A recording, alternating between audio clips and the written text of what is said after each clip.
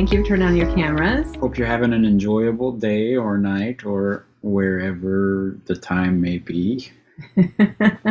We lost track of it several weeks ago now. We have been working on the time zones and moving and keeping up with things, and that's the way it goes. Sometimes when we get creating so much that time just kind of bends back on itself. It's perfect. Right. I hope you guys are open to having a little bit of fun along the way, but before we get into anything too deep, we would like to scan you. So maybe scan you.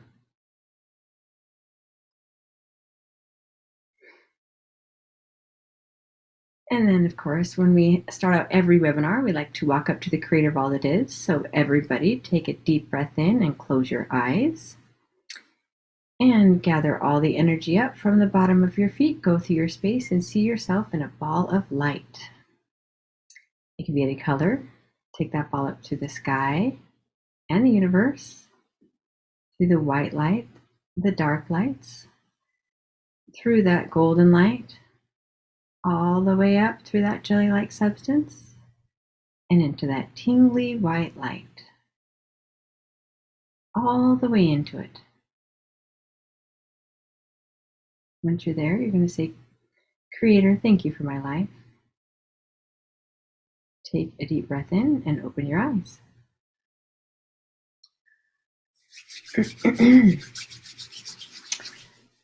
So we did get a chance to come here and talk a little bit about finding limited possibilities in your unlimited possibility. Like, use that. Limitless. Limitless. That's the word. That's the word I'm looking for. First, when we start to take a look at these moments that we have and the way that we approach things, from a very young age, we're taught to know how to fit and move with the pressures of the world around us. And sometimes we skip over knowing how to communicate to expression and understanding of everything that's going on within us. And within each and every one of us is these molecule subatomic particles that we talk about and connect to and know are just pure energy.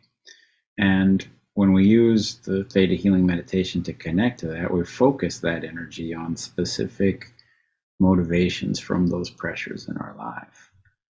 A lot of times when we put out a manifestation, consciously, subconsciously, on any levels, we start looking for and filling in all kinds of information about how that manifestation is going to come, and we're specific. And then when the universe presents it, we can't fully recognize it.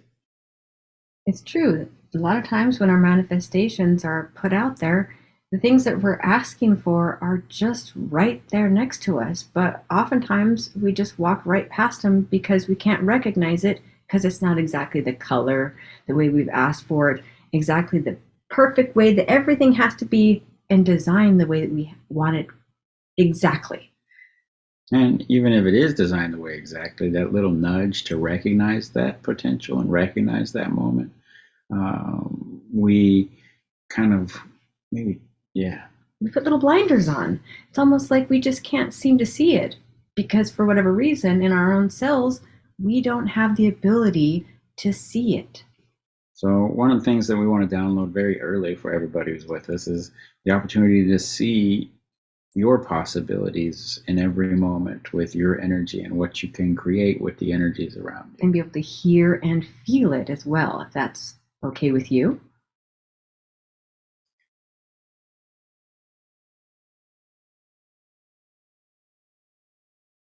And that it's possible to see those manifestations in any form that they come when they do come into your life. Is that okay?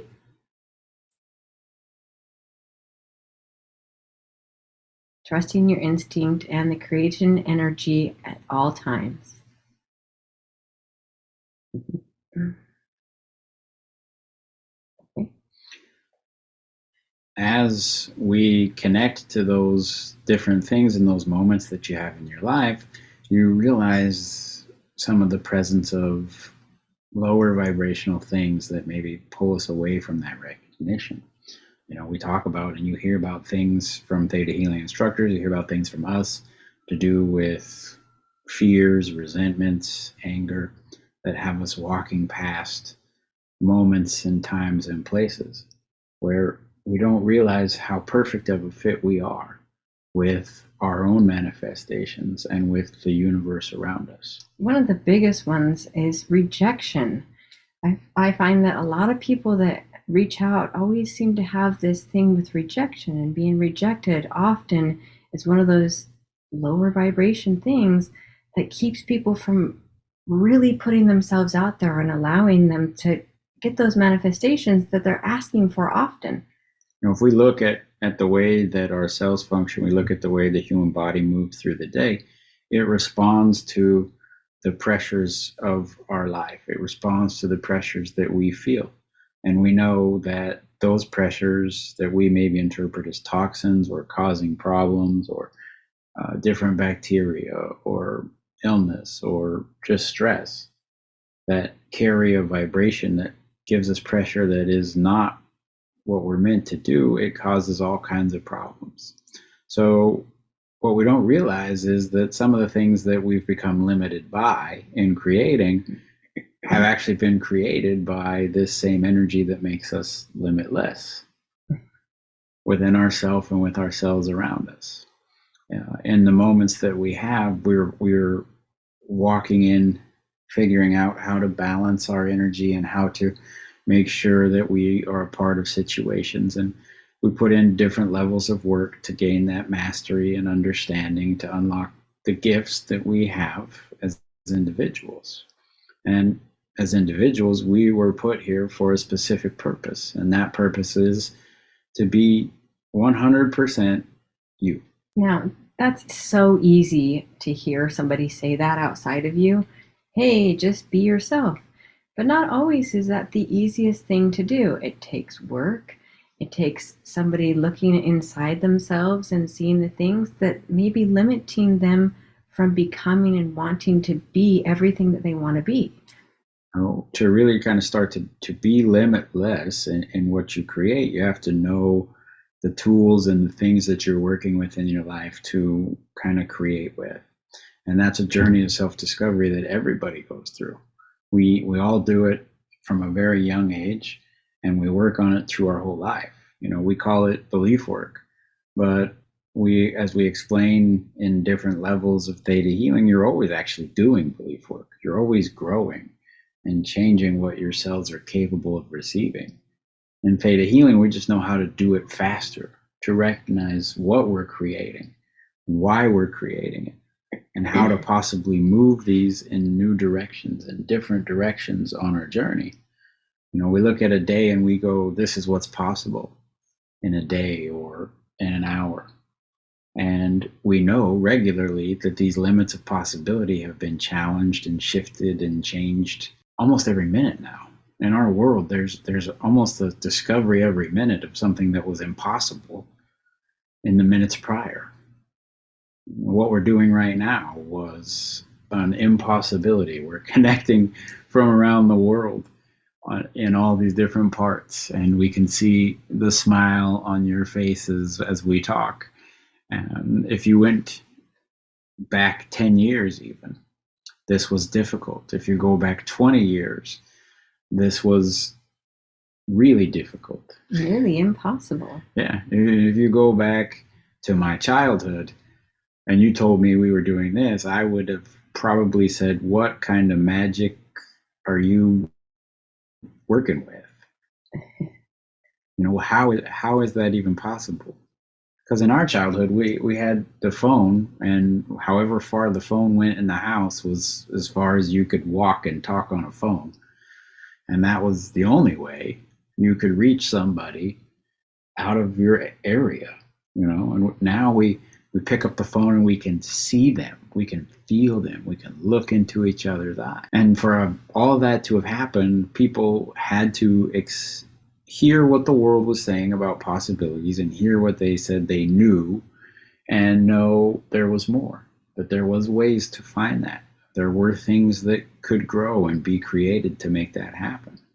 And it wasn't, one person may have had some of the ideas, but it was multiple people coming together to make that journey and that vision a reality. And within your thoughts, the limitless capability of you wanting to create and you finding the things you love to do in your life. There are other energies who share the same kind of desires and passions that we can attract to and work with in our life. But sometimes we're afraid to start to shift our own selves. We start to shift into what we know and what changes that might mean, and that might equal loss. And there's very big energy around what we might lose instead of what we're gaining. A lot of times when we truly want to be ourselves, that is exactly that. We think, gosh, if I bring out all these things about myself, am I going to lose my family members? Am I going to lose my friends? And the case is you might. But think of all the things that you might be gaining by doing so. You can gain more friends. You can give a new perspective to your family. And even your friends might also be interested in that, and they may never even know that they're interested in it until they see it. And they think, or they may be hiding it out of not wanting anybody else to know about it. So to kind of move into this energy that's around us to create, we have to get rid of our fears of kind of being limitless.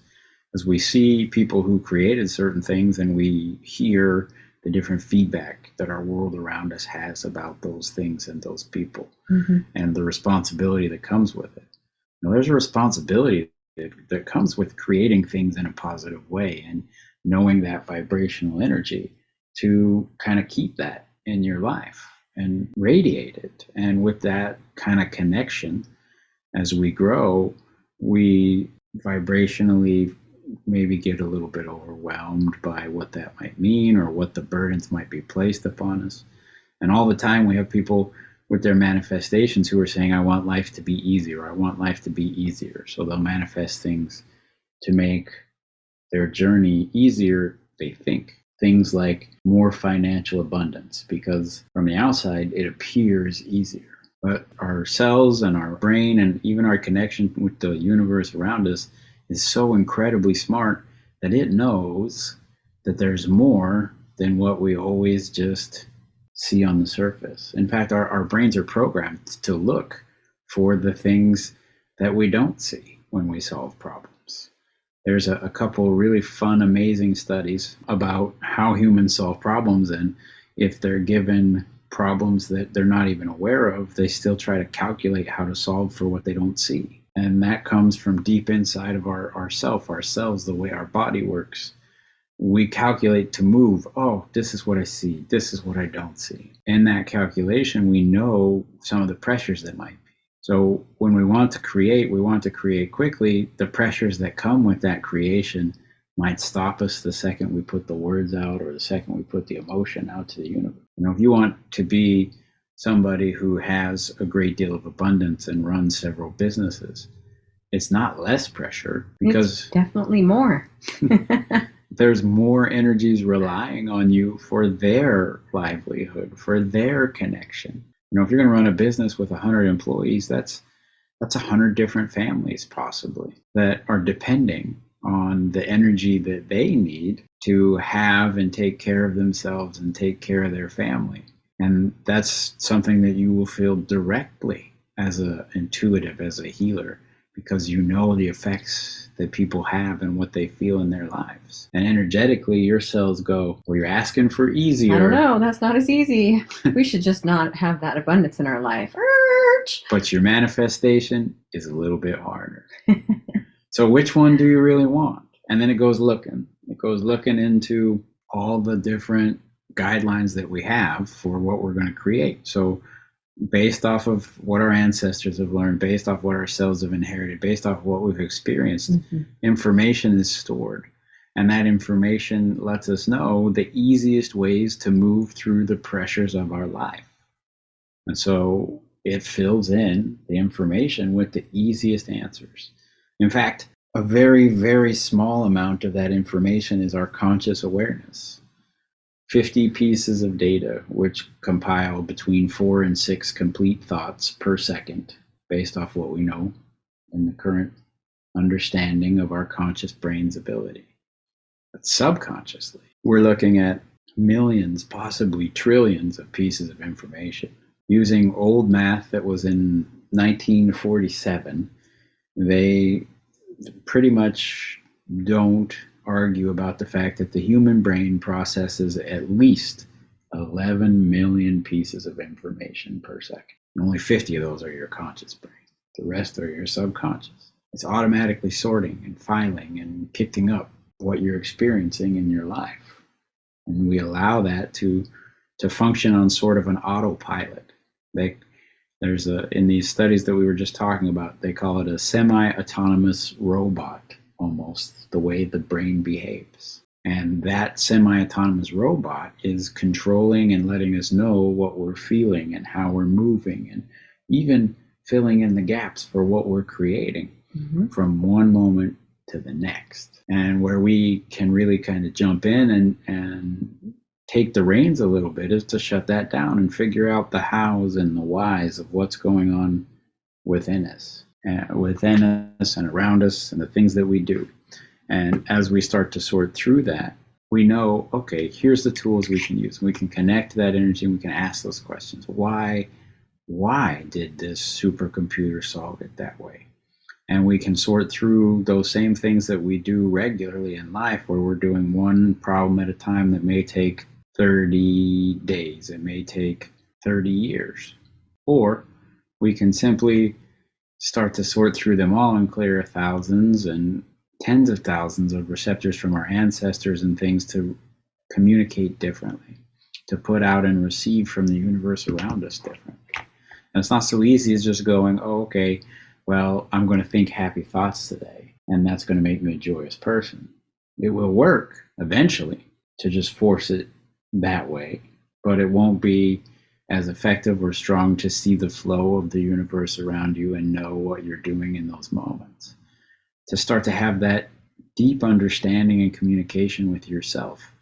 Why is this way? What is happening and transpiring in the subconscious? We turn off that little autopilot switch and we start kind of flying and recognizing the potential that's around us in all the moments.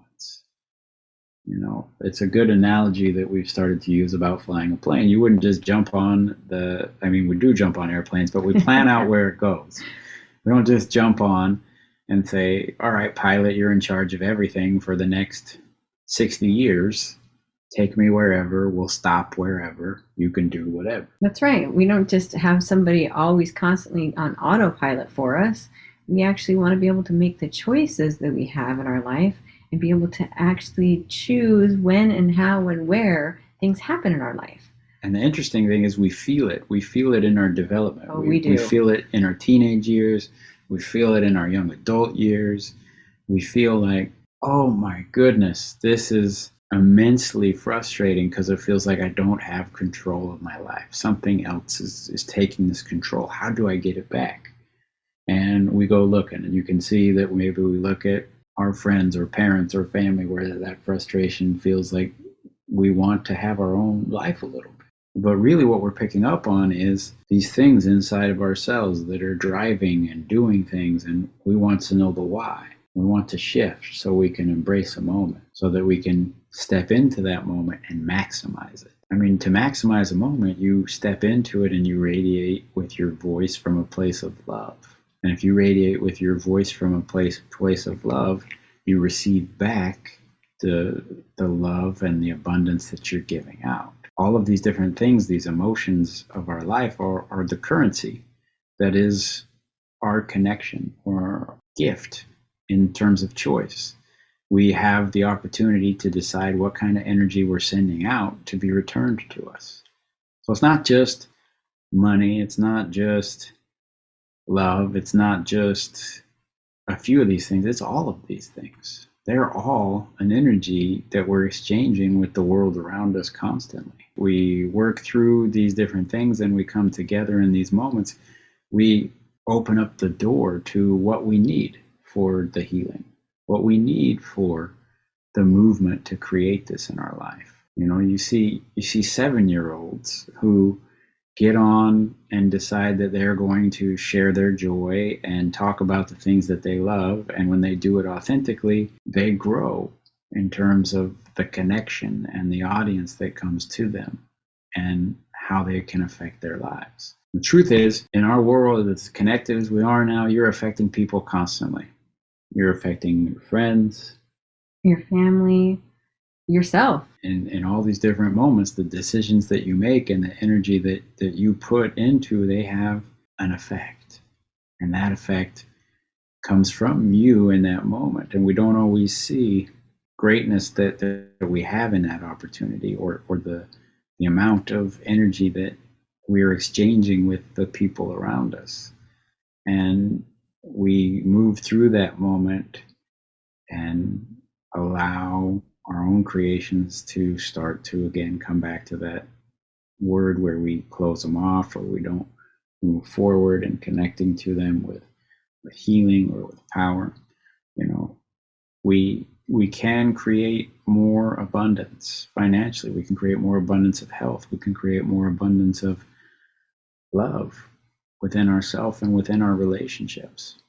That requires an understanding of who you are in so many moments and knowing the world around you and who they are in those same moments and how they work together. What do we bring? And in every moment, we have these chances where things really just fit. The universe brought you to that moment together. Right now, we're all here connected so that we're together.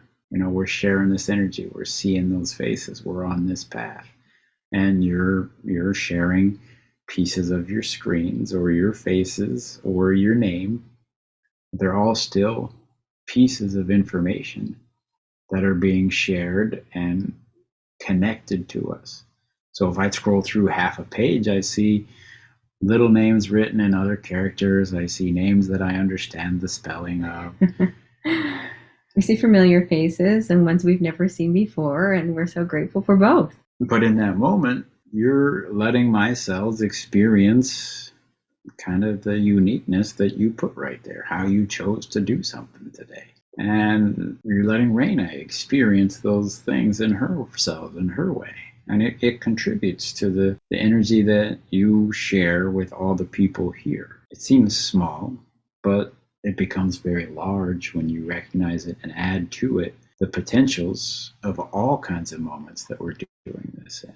Somebody shows us how to do something and we share the data and the information. I gotta tell you, this is how Theta Healing has worked for our family. My mom comes home and says, this is what we're doing. Yes. And we pull out the logical brain that says everything that we've known in our lives, and we say, that's not really possible. And then she says, well, it's from the seventh plane, so I guess you're all going to figure it out. So then we do. So yeah, then we go looking. All right, this is what we were told to do. We're going to do it. One of those things that happened was us going to online courses. It was never online. It was never going to be online from an energy perspective until something happened that shifted the energy and made it so we needed that. And it was all in coordination with certain times of things. Mom would go up and see things and she'd say, not yet, not yet. Don't even worry about it. It might not ever happen. And then one day it did. Yep. And when she did say, we're going online, we'd gotten so used to the idea of it never happening that she came in and said, we're doing it and you're doing it next week. So we've learned definitely how to pivot and change and make things work. So that's the best part about being limitless. You just learn how to pivot, change, and make things work. Well, when you go to that place of unconditional love, you can see and feel these answers. You can see and feel the opportunities, and you also can see the ways to reach that, the way for your energy to meet it there in connection to that vibration. Well, with love, all things are possible. And when we use that energy of unconditional love and we allow it to stay with us in our connection in moments, we allow ourselves to be felt with that possibility of love. And from those moments and the way we affect lives, your opportunity that you're already manifesting, some of you right now, to meet more people that you can help or meet more people that you can guide, you meet them every day. You see them in grocery stores. You see them in different places. Even here, we taught or opened the door for the entire team at Starbucks to learn Theta Healing. Yes, we have definitely brought them books. And something that we did just by showing up at 7:30 in the morning every day with a smile and a way to connect and know, hey, we like being here and we appreciate what you do.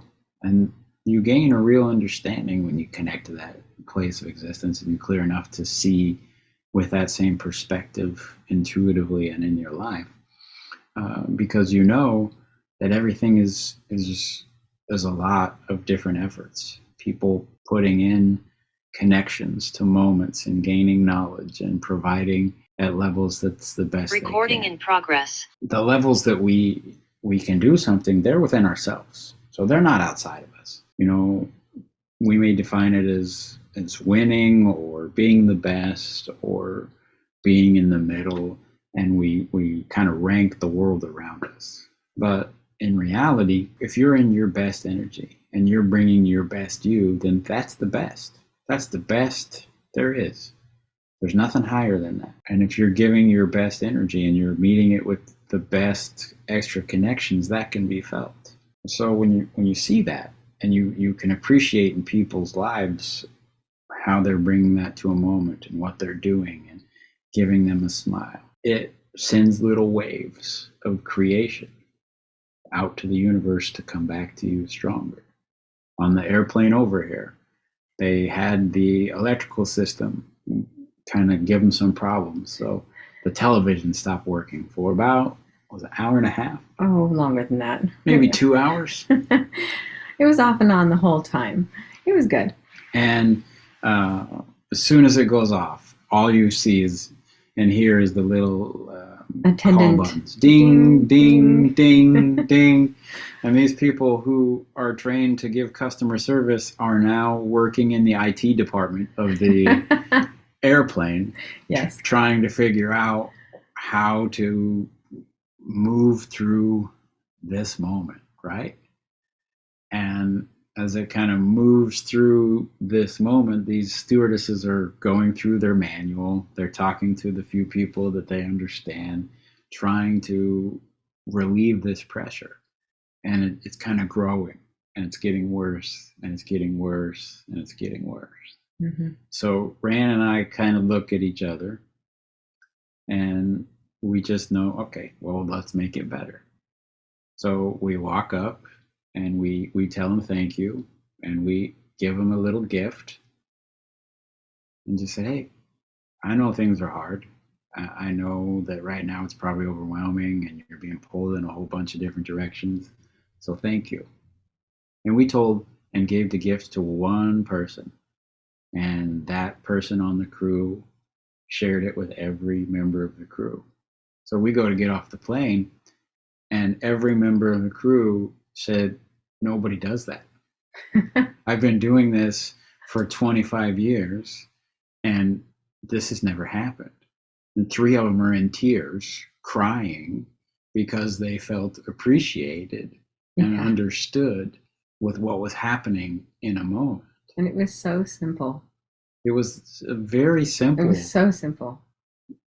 Connection and gesture. It was not overly grand. It wasn't overwhelming. It was just someone recognizing how awesome they were and how they had taken this time out to do something to help all these people when it obviously and clearly wasn't their job to do IT, and they were doing it to the best of their ability, truly. But they were just trying to make it so that the pressure was off, and Yes. then it shifted. Once the pressure was off and they felt that there was gratitude, they changed their energy. Yes. Like the second that happened and they kind of whispered, the whole thing started to shift. And then one of the passengers, a couple seats ahead of us, said, hey, I work on these planes. Because she was really nice. She's like, I come up and she's like, we're struggling. We can't fix this. I'm really sorry. What can I do to still help your flight? Because she was paying it. She was giving it forward. She was giving the same energy. And immediately he says, I work on these planes. This is what you do. He'd had the answer the whole time, but he didn't know what the whole problem was until she felt comfortable enough with an energy, yeah, and relaxed and happy enough to say something. to care enough to figure out what was Yeah, going on in his world, to care enough about what was happening. The yeah, minute she did, the answer was there. yeah. The answer was, oh, here's what you really have to do. And you have to do a different kind of reset entirely with this particular system. And that happens all the time. The ripple effect, the ripple effect. When just giving that little teeny bit of gratitude out to other people happens all the time. People pay it forward. It's kind of like the thing within Paris we were talking about just this, the other day, about the garbage and how just the garbage men wanted to have a little bit of extra, maybe money, to be able to be shown gratitude for the things that they were doing. Yeah, they think that it's not very fair, that what they do isn't just recognized and that they're not taken care of. And when you have two sides that don't see the importance of each other, then you end up with that kind of energy to grow. And if nothing steps in, we end up all kinds of extra problems for different people in different places. But if you have garbage that's sitting in your street, you definitely start to recognize the people that do the job, and it's not there. When it's not there, you definitely start to see the things that you're grateful for as it no longer is piled up and removed. Well, So, in order to have that gratitude for those things around you, you have to have it for yourself. yes. So you have to know how great you are, and how appreciated you are from the universe and from the world, to be created, to be in this moment, to come here with those gifts and tools that make you you. And sure, there's some things that you're going to work on and that you don't like, or can shift in times and places. But that doesn't change the fact that you were put here to be all of these memories and all of this connection in this moment. And out of all the possibilities, it was in this moment that your energy is created this way. So we can really start to embrace that impact that we have with our own body, with our own self, and then radiate it out to the world. Because once we have gratitude and love for ourselves, it becomes easy to give to the world around us. And it can be felt just by walking down the street that you care and love yourself. And then people are attracted to you. And then you can give them the love and the gratitude easily. So it's important to make sure that you also know how and why that's a big piece of your possibilities, and being what we might consider limitless in our ability to create. But what do you want that limitless to be? I mean, truly, if you're limitless in creating something, and you get it, what is the supercomputer you going to work on afterwards? It's the best question to ask. If you spend 40 years working on something, and today's the day you got it, what's next? What are you going to work on? And your supercomputer would rather do what's known, which is solving a problem that it's been working on, than what's unknown, which might be answering all those problems and having those things in our lives.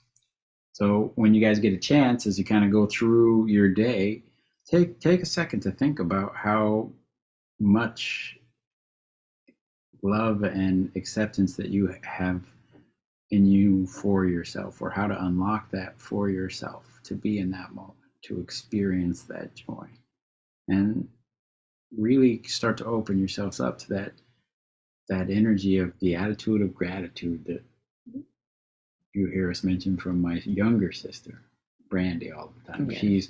She's all about the gratitude.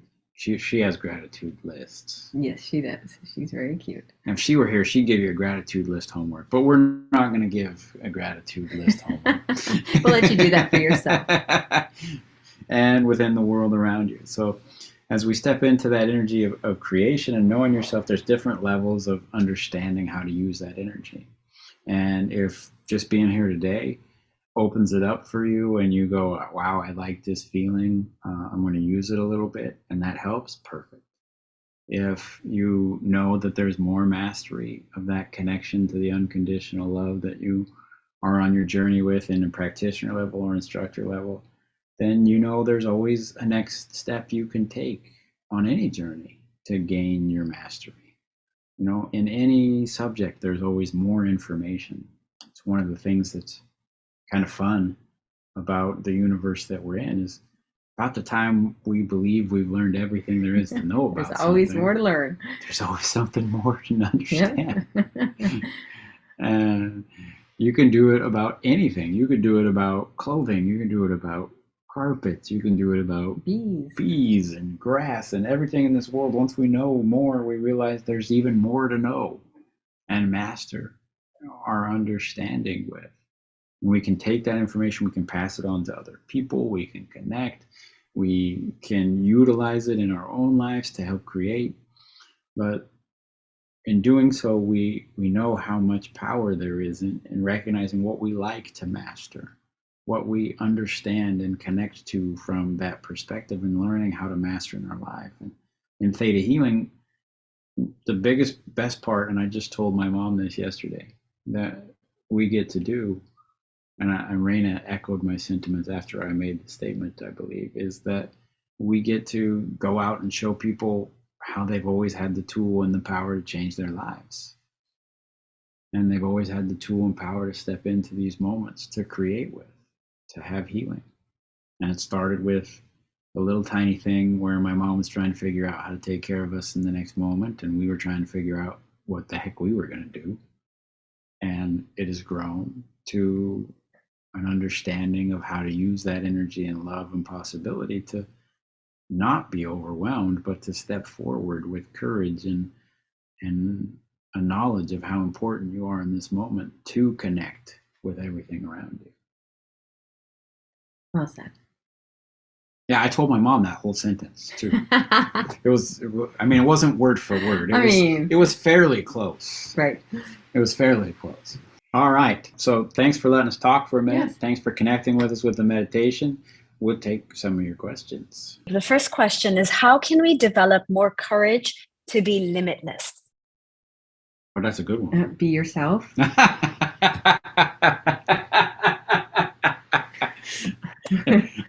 That was a really short answer. I'm really good at those. Be yourself. But it comes with a little bit more explanation. It does. To develop it, like how to be yourself, a lot of times how we get treated in situations and the way people hear things has to do with the energy that we put behind it. Yeah. And what maybe ourselves are saying we think is going to happen.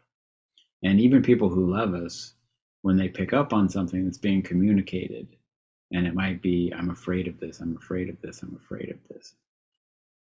It can be easily grabbed and understood that that's maybe what the cells are kind of manifesting and even asking for. So when you really start to look at people and you see them intuitively and you understand lives, you know that most people in any place are trying to do the best they can with the information and experiences that they've had. You know, most parents, most situations, they're doing every tool we have. And what we don't recognize is we might have different tools that let us see things differently. And we get kind of overwhelmed by these things. So I would say the best way to do that is to grow your connection with love in your life. Unconditional love or the feeling and energy of love in general, to know that you're loved, to express your truth and have it returned to you with love. So if you're going to have courage, you have to allow the possibility to be loved for that, to be accepted for the things that are you. And those things include some connections that we carry forward for our ancestors, and the pressure and responsibilities that maybe we have of those in our life. We let us maybe be frozen from the fear of failure and being seen as not being as successful to the world around us. And I'm a firm believer that in any moment, you decide whether you're going to phrase it as easily as we can, whether you're going to win or you're going to lose. And it's not about what the scoreboard says or what the world says or how the moment is defined outside of you. A win is simply understanding you did your best and knowing that you've gained something. So if you're going through a moment and you've done your best, and you can lay down and know that you honestly put that effort in, that's a victory. And when we get wrapped up in the other mindset where we don't have as much, we start looking for the pressure that we feel. We start looking for places to put it. We start moving into an energy of blame. So I would say that one of the big blocks to having courage is seeing the way that blame is shared around you, and even sometimes within our own lives. We blame ourselves for a mistake much longer than the people around us or the world does. And so even if they bring up the past, and there's an interesting study about this, a lot of relationships that kind of fizzle out, they fizzle out when one partner can't move past the mistakes. And what's really funny is it's not the partner that is more has been like affected by the mistakes. It's not the partner that is experiencing maybe basically the one that did the thing that caused the problems is the one that's struggling the most. Yeah. Because they're not able to move past those moments. Because their blame of themselves, they can't seem to move past. The other person in the relationship that we might classify it as happening to, or the forgiver, can move past it easily. But because it maybe comes up in conversation, or because different things come together, we go, wow, wait a minute. What's gonna happen here? Why is this happening again? And when we share our feelings or emotions, they're going back to that moment of the mistake. They're going back to the blame. And we limit ourselves, pull ourselves back there. So I would say, if you really want to have courage in your life, let's figure out how to get rid of the blame part with love. Thank you. Next question. Is it important to cut ties with our past? Oh, you can't really cut ties with your past. It's your past. Even if you, whether it's ancestor memory, whether it's in this lifetime, whether it's further back or somehow connected in whatever way, no matter what, you can move away from it. You can start in places that people don't know about it. But it's still within your cells. The memories are there. The connections are there. I would say more importantly than cutting ties with it is understanding it. And it goes back to what we just kind of talked about. When we look at the past, we look at it with 20/20 vision. We look at it with the knowledge of all the events that have happened and see very clearly what we should have done differently. But we're not looking at it with the place and the time that we were there. Or with unconditional love. We're looking at it with a new set of knowledge and information, and that is gained from those events. So when we gain it from those events, we sort of apply and we put it together in certain ways, and we take a look back and we go, I don't know if I can move past that. My biological father puts his whole life into 3 moments that he thinks changed his entire course of everything, rather than recognizing his opportunities and connection. He lived up until about a couple months ago entirely in those moments and didn't want to move out of them. He would say, if this didn't happen, this wouldn't happen. If this didn't happen, this wouldn't happen. And he just kept sending back his energy back to those times and those places that was holding him in that moment. And he would try to cut it out. And he would try to be like, I'm just going to move on from it. I'm just going to cut it off entirely. Never happening. And you can't. Circle back around because it was part of who he was. Right. Ultimately, what finally allowed him to move on was starting to do some belief work and do some understanding about the receptors that came from it and going, what did you gain from these moments? And he figured out, well, I ended up gaining a lot of things that I was asking for before. I just didn't realize those weren't really what I wanted. I wanted this instead. He said, okay, so you gain that knowledge. So let's make it so that you can have those things without having to keep that knowledge this way. So you're just changing the receptors of the way that you're using that knowledge. So you're no longer having to send your energy back to that same time to gain the same type of knowledge from it. It's a part of you, but you can look back at it and go, oh, this is who I was. This is who I am. And those can be communicated and accepted. And I know we kind of live in a time where it may seem exceedingly difficult with social media in different ways and with some of the accepted types of bullying and different things that we see in different places of the world. It's not unique to any country. We can see it all over. But when we are able to look at it and know it and embrace it, we can share it without feeling penned or moved or held back. And as we do that, you know love and acceptance for yourself. Beautiful. There's a related question, so I'm going to add this one. How do we free ourselves from expectations and limits that people we love put on us? And then continuing on, how do we free ourselves from fear of failure? It's one question.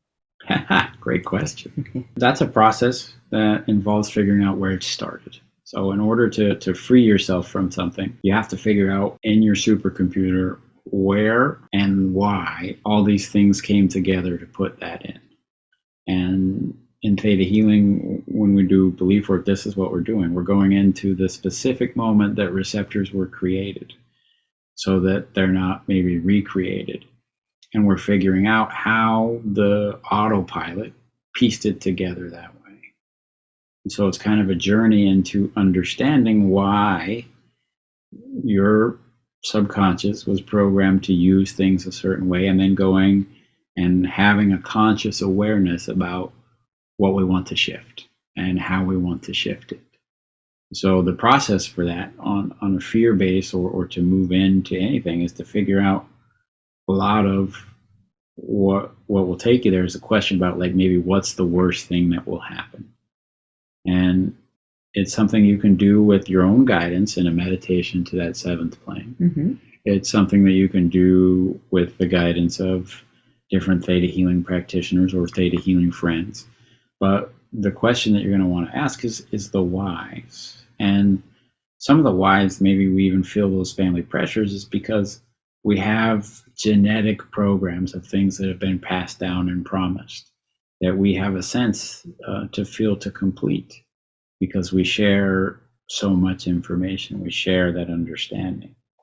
And we have quite a few individuals that we've been able to help on their journey who, when they had some of those same questions, how do I get rid of having my parents accept me and this pressure of not being accepted for saying certain things, they would actually create or did create in their life different difficulties. Some of them illness, some of them Diseases. Just constant type of diseases and constant difficult situations and cycles, to hopefully have the family come in and see how difficult it is to maintain these things.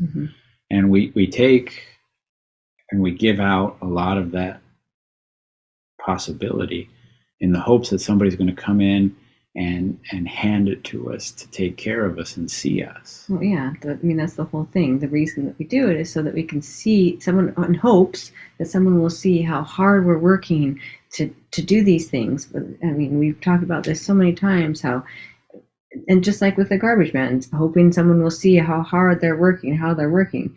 Even if you're working with fear and you're sending out receptors of, I fear this, I fear this, I fear this, you're still sending out things that are being brought back to you tenfold. Oh yeah, absolutely. And a lot of times, even though we say words, those words aren't heard, because they can feel the energy behind the word. And all of you here, we all have a couple different languages. You have felt and heard the energy of certain words, and those words have been unique based off of your experience with the vibration of them and with hearing the different tones that they're shared with. So for some of you that are here with us tonight, it's been a little easier to hear things from Raena. For some of you, it's been a little easier to hear things from myself. Even within your translators, you're hearing the vibration of those words. And that kind of gives you a response. It lets your cells know what's coming. And when we make shifts, we find out where that fear started, we change the receptors, we change the vibration of those words. We make it so that maybe it's spoken just a little bit softer, or a little bit stronger, or a little bit more compassionate to be felt.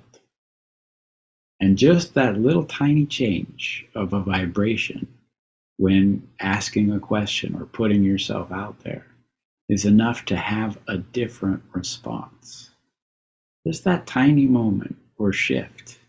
I mean, we're very fortunate to have quite a few people here this evening that have been a part of our journey for a long time and have seen us when we were starting to join into working more with our family at the office again and sharing different energy. And I can tell you right now that every one of them, probably including you, Sanaya, will say that the vibration of our words is different than it was 7 years ago or 10 years ago, because you guys can feel and know the difference of the words, but also the way things are being stated, because we have a stronger connection. And when we use theta healing, when we use the tools that we find work best for us, we recognize that vibration and we know how to meet it in those moments with the way to create perfectly.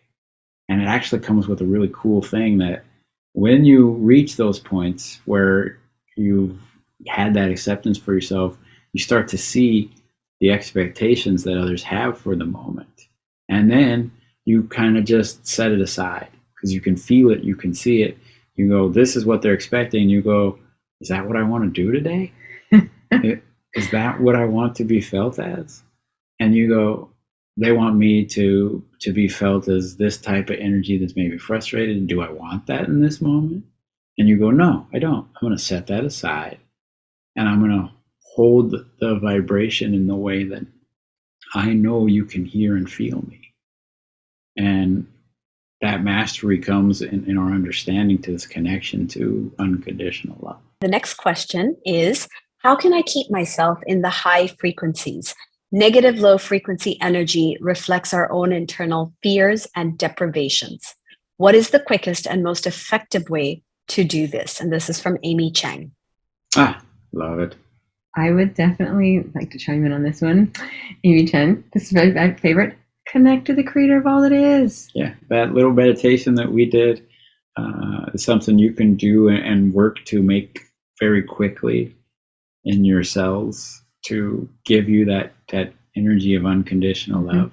And it's a way that we can go into and get rid of all the lower vibrational things, including the stresses. So one way you can tell that you're really connected and going all the way into it is that you don't feel any stress. You just keep going higher and all the way into that energy until the stress is gone. And then just sit there in it. It doesn't matter how long you're in it, because you get to feel that unconditional love through every cell. If you're in there for 30 seconds, a minute, then you can know and just feel it. And it feels so good. Yeah, it's something that we use in all kinds of situations in our life, even before getting on the webinar and walking you guys up. We're connecting to that energy. We're connecting to it during. You see us closing our eyes. We're making sure we're deeply connected and in that energy and maintaining that type of unconditional love feeling that we want to make sure is portrayed. Great question. Thank you. There is a really fun question I thought we could end with. This is from a student who says, I've never done DNA 3. What is the most limitless things you guys have done in relation to that course or because of that course? What's the most mind-blowing, most wow? Gosh, that's a lot of things. The day that Mom and my sisters had the car spinning in a couple different directions, that one was a little trippy. For me, the most limitless thing that I've ever done has been to do with the physical body. So for me personally, and you might have a different story to share, but for me personally, some of the things that I've been able to just randomly physically overcome to keep doing something, when I look back at them and know that that's not really supposed to be possible. Like, I played basketball for 2 years and I had totally torn the labrum in my shoulder. It wasn't even supposed to be able to go above my head, and I didn't even stop that day. I just went up and connected and did a healing, and just kept rolling, and didn't even stop to really think like what's going on. Just kept going until somebody later was like, something's different. And I had just automatically made all the adjustments and automatically done those things in my cells to still move and do forward. And it's the second time that had happened in my life, because I had done something similar with my ankle when I was broken. I ran on it and healed it and was able to do things immediately, and found out much later that it had been broken in 3 different places. But it never stopped. My brain just never went like, okay, this is what's being accepted. It went, heal it and move on. And immediately kind of put that into life. But the story about the car spinning is probably one of the coolest. The gas filling up is one of the coolest. We had one car. Okay, I gotta tell you this. It was when we were really little. And we had this car. And this car, we had one. It was a blue Escort. And right after we got this blue Escort, my sisters were playing inside the car, and it rolled down the driveway, and it got its first dent because they'd figured out how to pop it out of gear. It was a stick shift. And it got its first dent. And after that, it had a whole bunch of dents. And in 90, I think it was like 1992, the car was probably 8 years old, 9 years old by then, but it was beat up car, because it was our only kind of transportation, and it had gone through some really difficult winter experiences. And we didn't have much. Somebody wanted to make sure Mom's car was okay, somebody that was interested in dating her, and they got in to crawl and look under the car, and the fuel line was smashed. There's no way that the fuel was supposed to be getting to the engine of this car. And they were like, how is your car even working? And she's like, I don't know. I don't know what you're talking about. It works just fine. And they said, do you know when this happened? Have you ever hit something with the bottom of the car? And she said, I did like a year and a half ago. Somebody was driving my car to take me somewhere, and they hit a rock. And they're like, you've probably had a smashed fuel line forever. We don't know. They couldn't figure out how it worked, how the gas got in there, what was going on. But it's been a very long time of experiences with different things inside of ourselves. There have been moments where things move and things fill up, and we put them on the unexplainable shelf if they're overwhelming. You talk about them in different webinars and books. You talk about them in life. You have another one. I think those are really great ones. Mine's not nearly like that, but I mean, I can't be like, oh, I smashed a line. But I think one of the biggest ones for me was more of an emotional one. I think finding out the fact that I came from a really abusive relationship, and being able to recognize that after I was able to show up in a courtroom and be able to not be affected by this person who had not only emotionally but physically been abusive to me, and it just kind of didn't bother me at all, was one of the best and most amazing feelings I think I had ever felt. And I think that was just the true testament for me to be able to be like, Theta Healing's amazing. I could just tell everybody about it, because I mean, This person, I could barely even walk into a room without shaking. I had no self-esteem. There was no way that I could ever have done that before then. And without a doubt, it was just a testament to me. So I think that that was probably one of the biggest things that I could see emotionally, mentally, and physically altered within myself, was being able to do that. I mean, the things that we think are weird or mind-blowing were pretty commonplace for me as a child, like the radio thing and the light thing and even stuff moving around. It was all kind of part of our childhood. It was just what we would do. You know, we would practice doing these different things, and we would practice sending our energy to different places. So when we talk about things that you might learn in DNA 3 and what you feel, yeah, when we talk about that stuff, it was so commonplace. Like we don't always say or share that a lot of our Saturdays and time when we would spend together as a family, we were spent doing these little exercises that are parts of classes where we teach people how to develop their intuition and teach them how to open up these gifts that they have to use in that connection, like from the Rainbow Children, from the DNA 3 class. Those little exercises that are done are things that we're just doing as a family. Like, this is what we're doing today. We're all going to get together and stare at the little spirit running through the house. You know, and this is what we're doing today. We're going to practice working with your cells to move certain things. So I learned pretty quickly that the more impressive things are the things that kind of happen to keep going, and that we do and that people have done all the time in terms of healing. So you can send away negative thoughts. You can take care of things. I know I myself have been protected in lots of different situations simply from having that seventh plane protection and connection of energy to know how to move and how to behave safely. So true. Great question. Thank you, Josh and Raena. Thank you. We appreciate all of you. This was amazing. Thank you again. As you can see, ThetaHealing is just amazing in every way. We have instructors in October in Philippines. There was instructors also now in Japan. So Asia is growing. We want to keep connecting, keep growing, and keep spreading the love. Thank you all.